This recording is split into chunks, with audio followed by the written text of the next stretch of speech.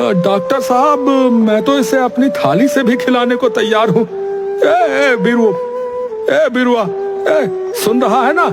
तुझे लाख दफा मना किया है कि जो है इधर उधर घास में मत मुंह मारा कर। अब तो समझा ना? देख डॉक्टर साहब क्या कह रहे। अरे नहीं रे, अपनी थाली से मत खिलाना, तू तो खुद ही सूखा पड़ा है। पहले तो खुद तो कुछ खा ले। पूरा गांव हंस पड़ा और मंगलू ने राहत की सांस ली। कुछ दिनों तक मंगलू ने वीरू की खूब सेवा की और साथ में गांव वाले भी तरह तरह के फल सब्जियां वीरू के लिए दे जाते।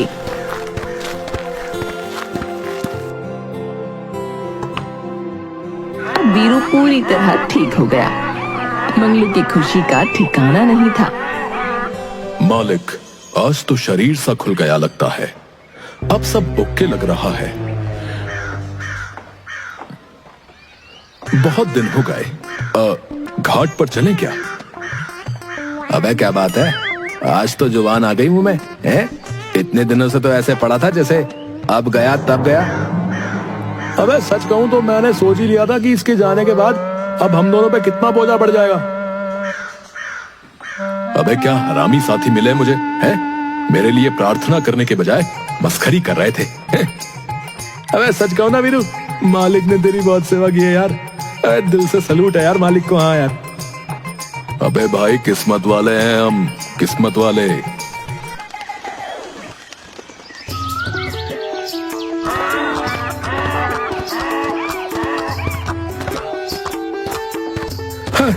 अब मैं फिर से अपने काम पर लौट सकता हूँ। मैं आप सबके पैसे लौटा दूंगा। आप लोगों ने मेरी इतनी सहायता की, मेरा भी तो कुछ फर्ज बनता है। अरे पगले, ये मदद नहीं, हमारा फर्ज था, समझा? चिंता मत कर, बस अब कपड़े धोने आ जाया कर। होली आने वाली है और हमें अपने उजले कपड़े वापस चाहिए, समझा? हाँ मंगलू, इस बार अगर तू हमारे कपड़े नहीं धोएगा तो हम तुझे गांव से निकाल देंगे। सही कहा। अब जल्दी से ये कपड़े ले जा और हमें होली से पहले बिल्कुल चमका कर लौटा देना, समझ गया? है? मंगलू ठाका लगाकर हंस पड़ा। फिर उसने सबके गंदे कपड़े ले लिए। होली की सुबह जब पूरा गांव रंग बिरंगा होने के लिए तैयार था, लेकिन इसी बीच गांव के बाहर से आए कुछ अजनबी लोग चुपचाप एक योजना बना रहे थे। ये लोग गांव के ही एक लड़के सूरज के साथ मिलकर भांग के पैकेट गांव में अवैध रूप से पहुंचाना चाहते थे, पर पुलिस के डर से कोई सीधा तरीका नहीं अपना सकते थे। तभी सूरज के दिमाग में एक चालाकी भरी योजना आई। देखो बे, अगर हम सीधे ले जाने की कोशिश करेंगे तो ना पकड़े जा सकते, समझेगा?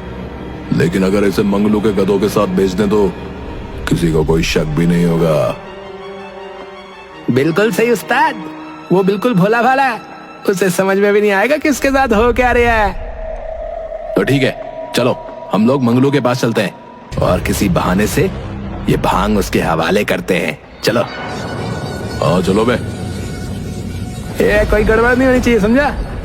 नहीं रुको, मैं अकेला जाऊंगा क्योंकि वो सूरज को पहचानता है। कुछ गड़बड़ हुई तो हम पकड़े जाएंगे। क्या बात है बे, पहली बार दिमाग की बात करी पप्पू तूने। हाँ, इसीलिए रांगा भैया आप भी मेरे साथ चलो, बता रहा हूँ। योजना के अनुसार रांगा और पप्पू ने मंगलू से मुलाकात की। अरे भाई मंगलू, ओए, अरे तुम्हारे गधे तो बहुत ताकतवर लग रहे। सच में, मैंने ऐसे गधे कभी नहीं देखे, ये तो घोड़ों से भी बेहतर है। अरे आप लोगों का बहुत बहुत धन्यवाद भैया। बस ऐसा समझिए कि गधे नहीं, मेरा परिवार है ये। अरे दरअसल हमें जो है ना, बस थोड़े से रंग और अबीर एक जगह पहुंचाने। क्या तुम मदद कर सकते हो हमारी? अरे क्यों नहीं भैया, मदद करना तो हमारा फर्ज है। तो ये लो, रख लो हमारा थोड़ा सा सामान है। तुम्हारा बहुत बहुत धन्यवाद। अच्छा। मंगलू को पता भी नहीं चला कि उसके गधों के बोरे में रंगों की जगह भांग के पैकेट हैं। वो चुपचाप अपने गधों के साथ गांव की तरफ चल दिया। अबे यार, ये लोग जो अभी मालिक से बातें कर रहे थे, शक्ल से लफंगे और चोर लग रहे थे मुझे। हाँ यार, मुझे भी शक हुआ। हमारे मालिक की मासूमियत का गलत फायदा ना उठा ले। पर जैसे ही मंगलू गांव के चौक पर पहुंचा, वहां पहले से पुलिस मौजूद थी। अरे थांबा भाई थांबा, अरे इन बोरों में क्या है? सर, इसमें तो होली का रंग है और बाकी ये गांव वालों के कपड़े हैं। आज होली है ना, तो जल्द से जल्द पहुंचाना बहुत जरूरी है।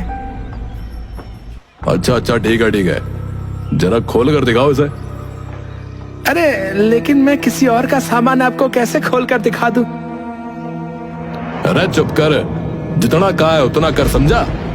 इंस्पेक्टर ने बोरे खोलकर देखे तो उसकी आंखें चौड़ी हो गईं। अरे रंग नहीं, ये तो भांग है। अरे तुम इसे गांव में अवैध रूप से क्यों पहुंचा रहे थे? क्या भांग? अरे बड़ा मासूम बनने की कोशिश कर रहा है। चल सीधा थाने चल। नहीं, अरे साहब, अरे मैंने ऐसा कुछ नहीं किया साहब, अरे साहब मैंने ऐसा कुछ नहीं किया साहब। मंगलू को चिल्लाता देखकर वहां गांव वालों की भीड़ लग गई। गांव वाले भी ये देखकर दंग रह गए और बोले, अरे नहीं, मंगलू ऐसा नहीं कर सकता। मंगलू तो सीधा साधा इंसान है, ये जरूर कोई साजिश है। तभी कमला मौसी ने कुछ सोचा और जोर से बोली, रुको, मंगलू से पूछो कि ये बोरा उसने खुद पैक किया था या उसे किसी ने दिया था। अरे नहीं मौसी, ये तो किसी ने दिया था, मैंने तो इसमें झांक कर भी नहीं देखा। अरे मुझे नहीं पता कि वो लोग कौन थे। अरे झूठ बोल रहा है। सूरज पास खड़ा मुस्कुरा रहा था कि तभी मंगलू के एक गधे ने जोर से ढेंचू किया और बोरों को सूंघने लगा। मंगलू समझ गया कि कुछ गड़बड़ है। मेरे गधे मालिक बेवजह नहीं चिल्लाते, जरूर कुछ गड़बड़ है।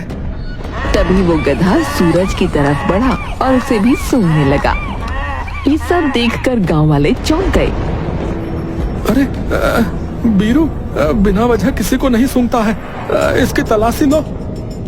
उन्होंने सूरज को पकड़ लिया और जबरदस्ती उसकी जेब की तलाशी ली। अबे ओ, तुम लोग पागल हो गए क्या? अबे ये क्या कर रहे हो? हटो यहाँ से, चलो। एक गधे के चक्कर में मेरी तलाशी मत लो, चलो हटो। अरे थांबा, 1 मिनट, अभी सब दूध का दूध और पानी का पानी हो जाएगा। इधर आ। सूरज की जेब से पुलिस को कुछ और छोटे छोटे भांग के पैकेट मिले। अब पुलिस को यकीन हो गया कि असली गुनहगार सूरज और उसके साथी थे। अरे अब हमारी समझ में आया कि असली अपराधी कौन है। अब सब कुछ सच उगल दे, वरना ऐसे पट्टे बजाऊंगा कि 7 पुश्तें याद करेंगी तारी। मंगलू बेगुनाह है, मुझे ये पहले से यकीन था। हाँ सही कहा, मंगलू बेगुनाह है। हाँ सही कहा, मंगलू बेगुनाह है। हाँ सही कहा, मंगलू बेगुनाह है। लेकिन वो लोग कौन थे जिन्होंने मुझे सामान दिया? ये बात तो अब ये सूरज ही उगलेगा। रे पड़ साले। पुलिस ने सूरज को एक जोरदार थप्पड़ मारा और उसने सारी बात उगल दी। पुलिस ने उसे और उसके साथियों को गिरफ्तार कर लिया। उधर मंगलू की आंखों में आंसू थे, पर इस बार खुशी के। गांव वाले मंगलू के पास आए। अब तो तू समझ गया ना कि तू हमारा कितना अच्छा दोस्त है। अब जल्दी से रंग लेकर आ, होली मनानी है। क्या सच में? क्या आप लोग मेरे साथ होली खेलोगे? होली है!